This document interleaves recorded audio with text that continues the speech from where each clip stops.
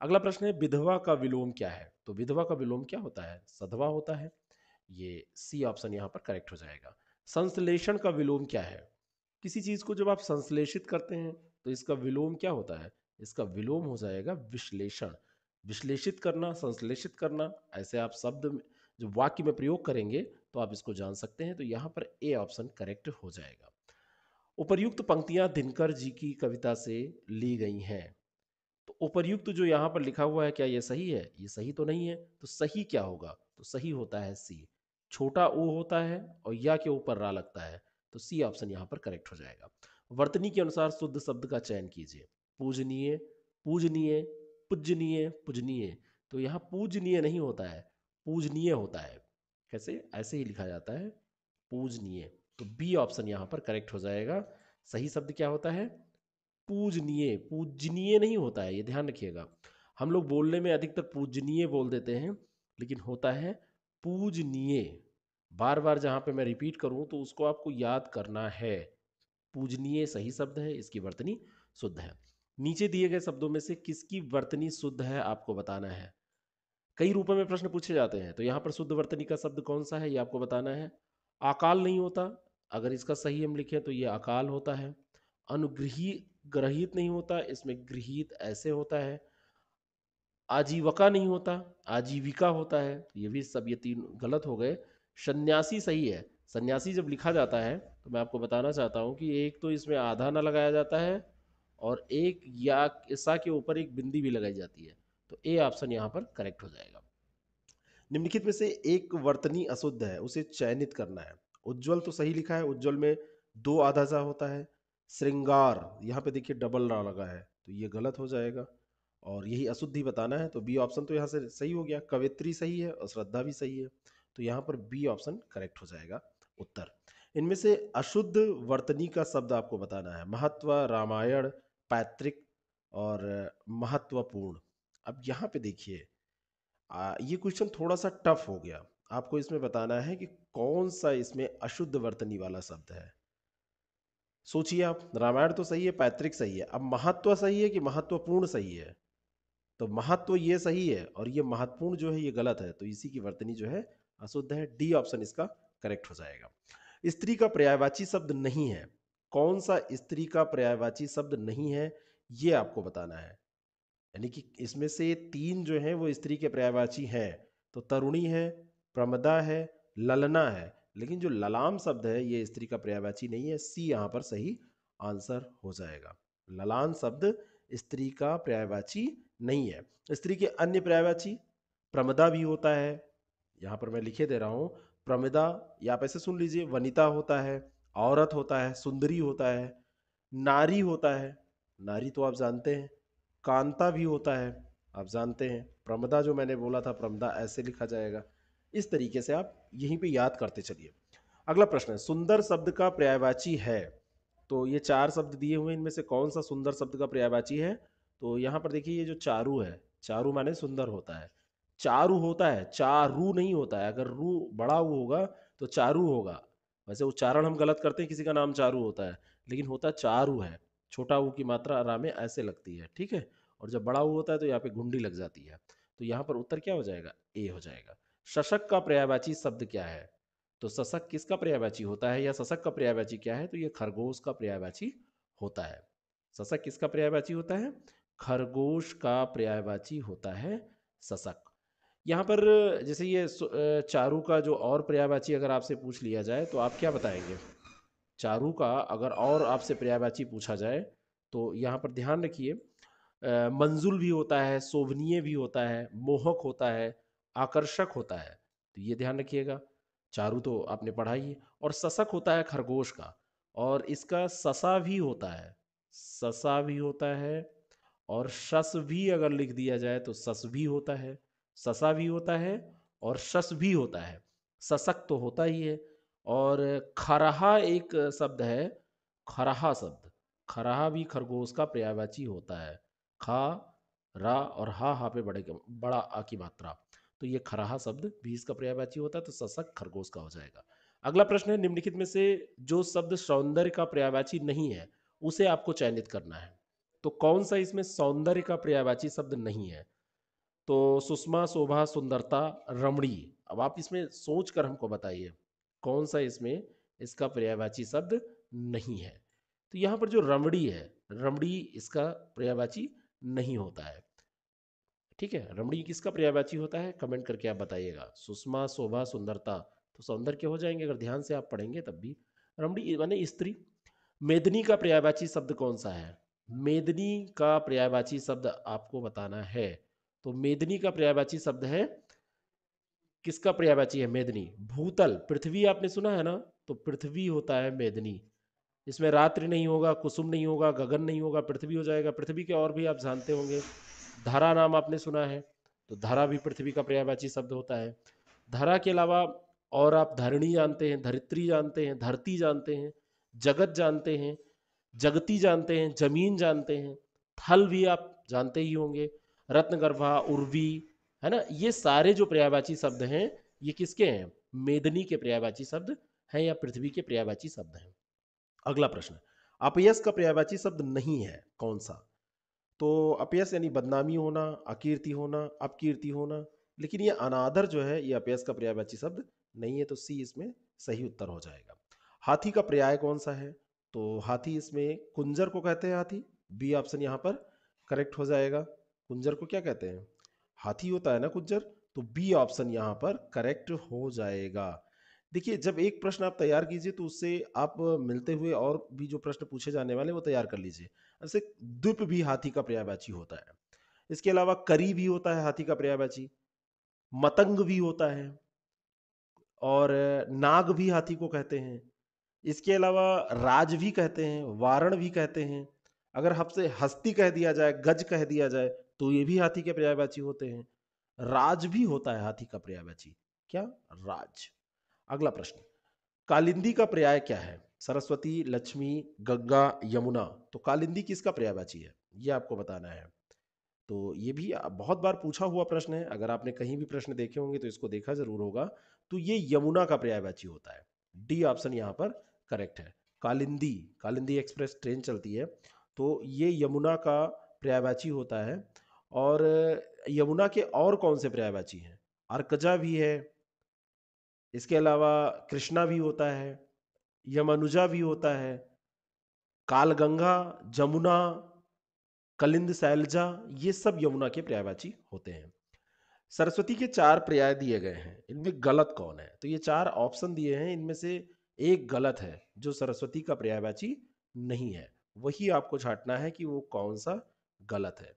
ठीक है, तो यहां पर देखिए जो भामा दिया हुआ है सी ऑप्शन पे, तो भामा सरस्वती का पर्याय नहीं होता है, ये स्त्री का पर्यायवाची होता है। तो यही आंसर हो जाएगा सी। बाकी भारती है, शारदा है, बागेश्वरी है ना, वीणा वादिनी है, तो ये सब पर्यायवाची किसके होते हैं? सरस्वती के। चंद्रहास शब्द पर्यायवाची किसका है? तो चंद्रहास, यहाँ पे देखिए कभी कभी होता है मूल शब्द से प्रश्न बनता है, जिसको आप जानते हैं फेमस होता है, और कभी कभी पर्यायवाची शब्द में से ही दो उठा लिया जाता है। तो चंद्रहास किसका पर्यायवाची है ये आप अगर जानेंगे, ठीक है, तो आप जान सकते हैं। चंद्रहास होता है तलवार का पर्यायवाची, और इसमें से देखिए तलवार का कौन सा पर्यायवाची है? करवाल। तो चंद्रहास किसका पर्यायवाची हो जाएगा? करवाल का। तो डी ऑप्शन इसका सही हो जाएगा। कृपण भी होता है तलवार का पर्यायवाची। और कृपण के अलावा कौन सा तलवार का पर्यायवाची होता है? एक शब्द आपने सुना होगा शमशीर, एक शब्द सुना होगा खडक, तो खडक भी होता है। एक शब्द आपने मैंने जो बताया कि शमशीर सुना होगा, शमशीर भी तलवार का पर्यायवाची होता है, तो इसको भी आपको ध्यान लेना चाहिए। और कृपाण तो होता ही है। असी आपने सुना होगा, असी शब्द भी तलवार का पर्यायवाची होता है। निम्नलिखित में से एक विशेषण शब्द नहीं है, बहुरूपिया, बातूनी, वह, बाका। तो कहते हैं ना, जो शब्द विशेषता बताता है वो विशेषण होता है। बहुरूपिया विशेषता बता रहा है, बातूनी भी है जो बहुत ज्यादा बात करने वाला है। वह, वह तो सर्वनाम है ना, यह वह ऐसे। तो बांका, बांका भी होता है वो, जैसे बांका किसी को शब्द जो है वो बांका शब्द विशेषण के तौर पर यूज करते हैं। तो यहाँ पर वह इसका उत्तर हो जाएगा, सी इसका सही उत्तर हो जाएगा। हमेशा जब उत्तर आप निकालिए, अगर आपको डायरेक्टली आता है तो ठीक है, अगर नहीं आता है तो आप उसको वाक्य में प्रयोग करके उत्तर को निकालिए। 21 नंबर प्रश्न है कि भगवान की करुण पुकार सुनकर भक्त वत्सल भगवान दयार्द हो। भक्त की करुण पुकार, एक्चुअली सॉरी, भक्त की करुण पुकार सुनकर भक्त वत्सल भगवान दयाद्र हो उठे। इस वाक्य में प्रयुक्त विशेषणों की दृष्टि से कौन सा युग्म शुद्ध है? यानी कि इसमें आपको विशेष से बताना है, जो विशेष यहाँ पर दिए हैं तो कौन से विशेष यहाँ पर प्रयुक्त हुए हैं। देखिए इसमें भगवान की करुण पुकार सुनकर भक्त वत्सल भगवान, भक्त वत्सल भगवान, तो यहां पर क्या है, विशेष है जिसकी विशेषता सुन बताई जा रही। तो करुण तो ये विशेषण हो गया, लेकिन जो पुकार है ये विशेष है। तो एक तो पुकार हो गया, पुकार कहीं मिल रहा है, इसमें मिल रहा है। अब क्या भगवान भी है, तो भक्त वत्सल भगवान, यहाँ पे भगवान भी विशेष्य है। तो विशेष्यों की दृष्टि से जो युग्म है ये यही हो जाएगा डी, पुकार और भगवान यहाँ पर हो जाएगा। जो विशेष्य होते हैं, विशेष की विशेषता बताते हैं विशेषण। तो यहाँ पुकार विशेष्य है और करुण जो है वो विशेषण है। भगवान विशेष्य है और भक्त वत्सल क्या है, विशेषण है। विशेष शब्द इसमें कौन सा है, ललिता, सुंदर, लंबा, लघु। अब यहां पर आपको बताना है कि कौन सा है विशेष शब्द। ये क्वेश्चन जब ऐसे छोटे छोटे प्रश्न होते हैं तो कभी कभी वो क्या होते हैं, टफ हो जाते हैं। तो सुंदर, लंबा और ललिता ये सब क्या है, विशेषण है। लेकिन जो लघु है ये क्या है, विशेषता, विशेष्य है। ठीक है ना, ये क्या है, विशेष। अगर यहाँ पे छोटा दिया होता तो ये विशेषण हो जाता, लेकिन लघु विशेष्य है। ऋषि संज्ञा शब्द से विशेषण शब्द क्या है? तो ऋषि का जब आप विशेषण पढ़ेंगे, ऋषि तो संज्ञा हो गया, लेकिन इसका विशेषण आप पढ़ेंगे तो आपको आर्स मिलेगा। ऋषि का आर्स होता है। आप जब विशेष विशेषण की लिस्ट पढ़िए तो बहुत सारे शब्द आपको रटने पड़ेंगे उसमें, इसका कोई उपाय नहीं है। बार बार आपको रिवाइज करना पड़ेगा, प्रैक्टिस करना पड़ेगा, तभी याद हो पाएंगे। जो शब्द संज्ञा या सर्वनाम की संख्या बताते हैं उन्हें संख्यावाची विशेषण कहते हैं। ये कितने प्रकार के होते हैं, कभी कभी आपसे थ्योरी से भी प्रश्न पूछ लिए जाते हैं। तो संख्यावाची विशेषण इनको कहते हैं, किनको, जो संख्या या सर्वनाम की संख्या बताते हैं। जहाँ पे नंबर की बात होती है तो वो संख्यावाची होते हैं। तो ये कितने प्रकार के होते हैं, ये 3 प्रकार के होते हैं। सी ऑप्शन इसका करेक्ट हो जाएगा। लेकिन जो ये 3 प्रकार है वो कौन सा है ये भी मैं आपको अगर बताऊं, तो इसको आप देखिए ऐसे जान लीजिए। जो 3 प्रकार के विशेषण हैं वो अगर आप तीनों नोट करना चाहते हैं तो नोट कर लीजिए। इसमें एक हो जाएगा संख्यावाची, और मतलब संख्यावाची है तो इसमें एक निश्चित संख्यावाची हो जाएगा, एक अनिश्चित संख्या हो जाएगी। है तो संख्यावाची तो एक निश्चित हो जाएगा और एक हो जाएगा अनिश्चित संख्यावाची। अब तीसरा प्रकार कौन सा होगा, तो तीसरा प्रकार हो जाएगा परिणामवाची, परिणामवाचक। तो एक निश्चित संख्यावाचक, एक हो जाएगा अनिश्चित संख्यावाचक और तीसरा हो जाएगा परिणाम, परिणाम संख्यावाचक। तो ये 3 प्रकार होते हैं। निम्नलिखित में से कौन सा आवृत्तिवाचक विशेषण नहीं है? इकहरा, सौगुना, दूसरा, तेहरा। तो इकहरा हो जाएगा, सौगुना हो जाएगा, दूसरा हो जाएगा, तेहरा हो जाएगा। तो क्या सारे हो जाएंगे? सब एक जैसे लग रहे हैं? क्या उत्तर सही है ये? ऐसा नहीं है। सारे कैसे हो जाएंगे? सारे हो जाएंगे तब तो इसमें उत्तर ही नहीं आपको मिलेगा। यहां पर देखिए दूसरा नहीं होगा, दूसरा में क्रम बताया जा रहा है। एक नजर में तो ये लग रहा है इकहरा, सौगुना, तेहरा, आवृत्ति जहां पे हो, ठीक है, तो इकहरा, सौगुना और तेहरे में आवृत्ति हो रही है, लेकिन दूसरे में संख्या बताई जा रही है। तो यहां पर सी ऑप्शन इसका सही उत्तर हो जाएगा। जो दूसरा है ये क्रमवाचक विशेषण है। क्या है, क्रम बता रहा है, संख्या की बात हो रही है, जो क्रम बता रहा है, तो क्रमवाचक ये विशेषण हो जाएगा। निम्नलिखित में से कौन शब्द विशेषण नहीं है? उत्कृष्ट, निकृष्ट, धृष्ट और विषाद। सामान्य सा प्रश्न है, बहुत सरल प्रश्न है, थोड़ा सा दिमाग आप लगाइए। तो उत्कृष्ट, निकृष्ट, धृष्ट ये किसी की विशेषता बताने के लिए प्रयुक्त होने वाले वाक्य हैं, लेकिन विषाद, विषाद नहीं होगा। ठीक है, तो ये डी हो जाएगा। विषादग्रस्त नहीं है, विषाद केवल, तो ये विशेषण नहीं है। डी ऑप्शन इसका करेक्ट हो जाएगा। ठंडा पानी ठंड पैदा करता है, इस वाक्य में कौन सा शब्द विशेष है? तो ठंडा, ठंड, पानी। तो अब यहां पर देखिए ठंडा पानी ठंड पैदा करता है, विशेष बताना है कि कौन सा वाक्य है। थोड़ा सा सोचने का प्रश्न है। क्या है, थोड़ा सा आपको इसको सोचना पड़ेगा। ठंडा पानी में ठंडा जो है ये इसकी विशेषता बता रहा है, लेकिन जो पानी है ये विशेष से है। ठंडा किसकी विशेषता बता रहा है?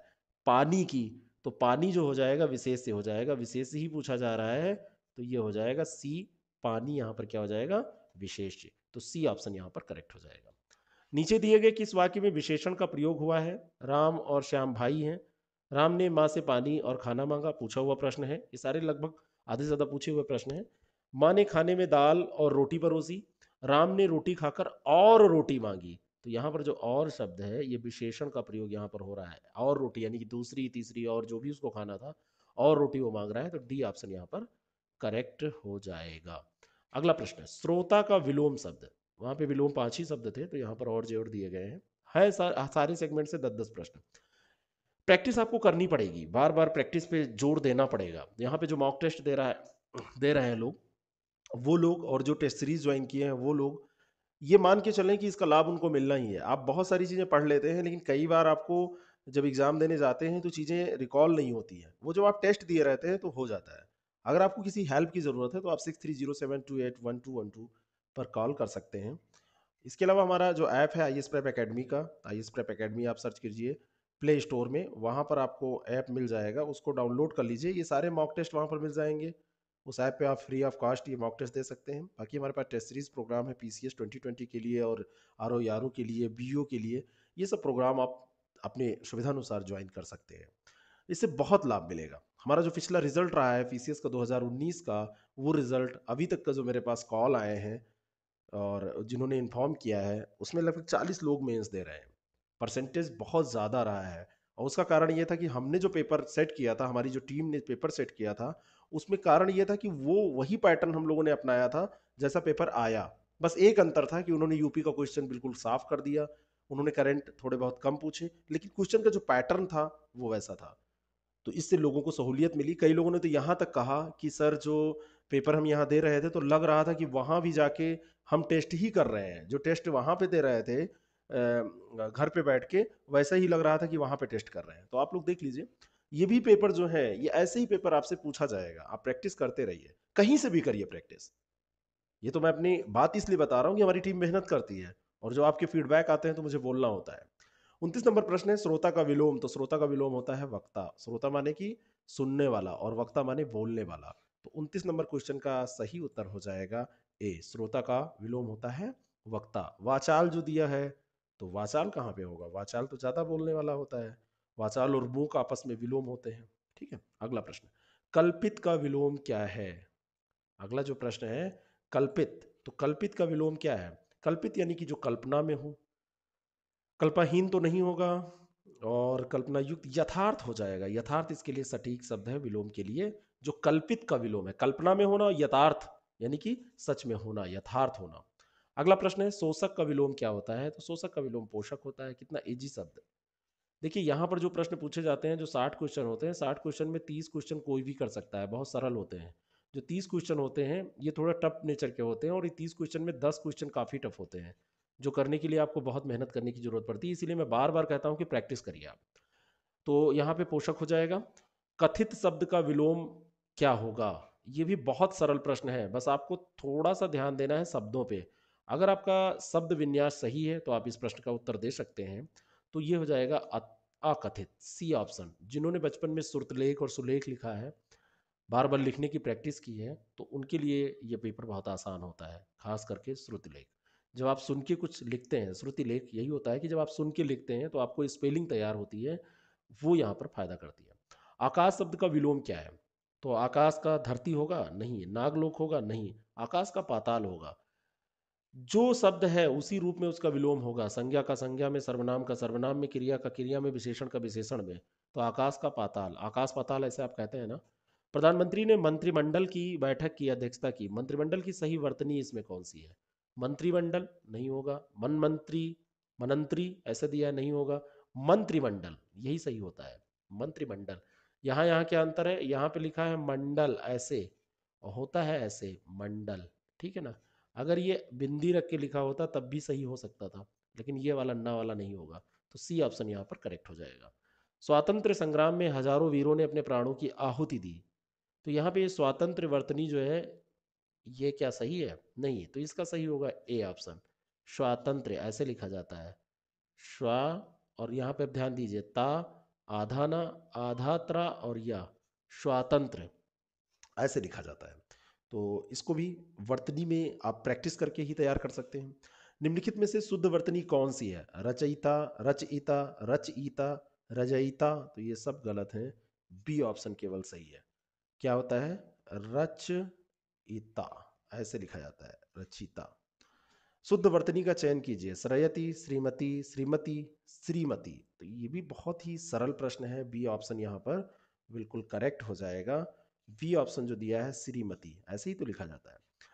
इनमें से कौन सी वर्तनी शुद्ध है? सन्यासी, सन्यासी, सन्यासी, सन्यासी। इस पे एक प्रश्न और था, लेकिन यहाँ पर थोड़ा सा रूप उसका परिवर्तित है।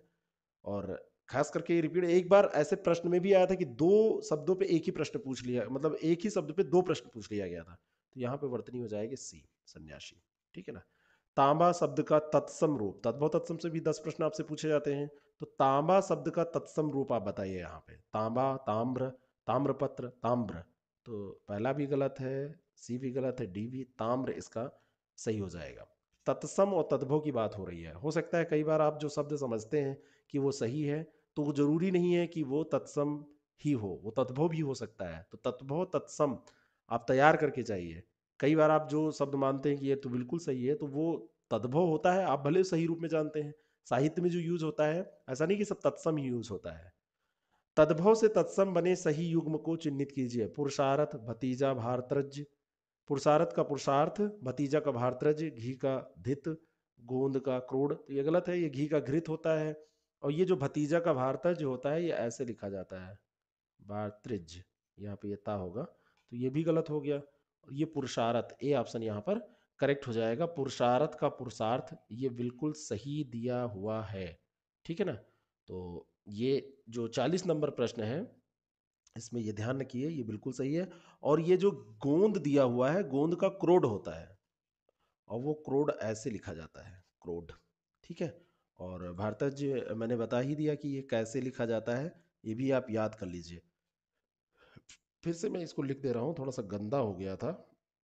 यहाँ पे रा लगेगा भारतज। ठीक है। तो भतीजा का भारतज होता है तत्सम। अस्कंद का तद्भव शब्द निम्नलिखित में से कौन सा है? अस्कंद का आपको बताना है तद्भव शब्द। तो अस्कंद का तद्भव होता है कंधा। कंधे को तत्सम रूप में अस्कंद कहते हैं। तो ये तत्सम हो गया और तद्भव हो गया कंधा। सी ऑप्शन यहाँ पर करेक्ट है। महुआ शब्द का तत्सम बताना है कि महुआ शब्द का तत्सम क्या है। तो महुआ शब्द का तत्सम होता है महूक। C option. अगला प्रश्न, निम्नलिखित तत्सम शब्द युग्मों में से कौन सा युग्म त्रुटिपूर्ण है? घृत का घी, उट्र ऊंट, त्वरित तुरंत, तिक्त तीता। पहले इसमें तत्सम दिया है, फिर तत्भव दिया है। तो आपको ये बताना है कि कौन सा इसमें त्रुटिपूर्ण है, यानी कि कौन सा गलत है। उत्तर देने से पहले प्रश्न को सही से पढ़िए। तो यहाँ पे जो उट्र ऊंट दिया है, उट्र नहीं होता है, यह होता है उष्ट्र। ठीक है। तो ये बी ऑप्शन यहाँ पर ये गलत दिया हुआ है। क्या होता है? उष्ट्र होता है। तो उष्ट्र अगर दिया होता तो यहाँ पर सही हो जाता। उष्ट्र दिया नहीं है, उट्र दिया हुआ है, यानी कि सा इसमें आधा सा बीच में होना चाहिए था। देवर का तत्सम शब्द है, तो ये द्विवर होता है, बी ऑप्शन। जो देवर है उसका सही होता है द्विवर। अंगीठी का तत्सम शब्द अग्निष्ठिका, सी। अग्निष्ठिका, सी ऑप्शन यहां पर करेक्ट हो जाएगा। बहुत बार ये प्रश्न पूछा गया है, ये प्रश्न बहुत बार पूछा गया है, और खूब बार लोगों ने इसको गलत किया है। अग्निष्ठिका याद रखिएगा। पोखर शब्द का तत्सम रूप आपको बताना है, तो पोखर होता है पुष्कर का, तत्सम रूप है पुष्कर। ए ऑप्शन यहां पर करेक्ट है।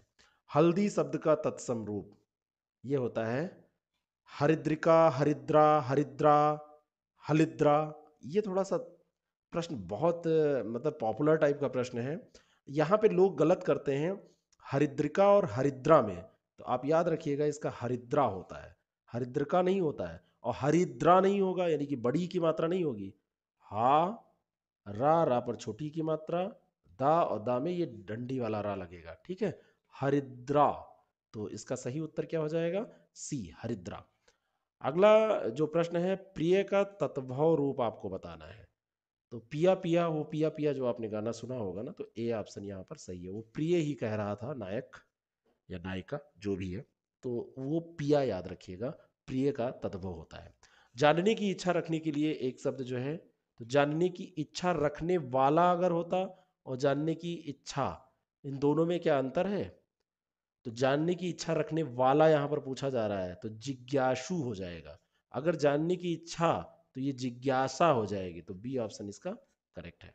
जो पृथ्वी से संबद्ध है, वाक्यांश के लिए एक शब्द आपको बताना है जो पृथ्वी से संबद्ध है।